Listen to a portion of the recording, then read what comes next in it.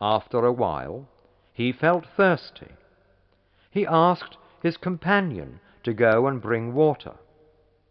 But his companion refused and told him to go himself. But he refused too. Then he had an idea.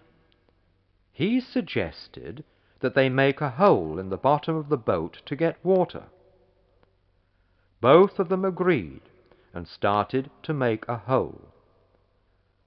The people on the upper deck heard a noise.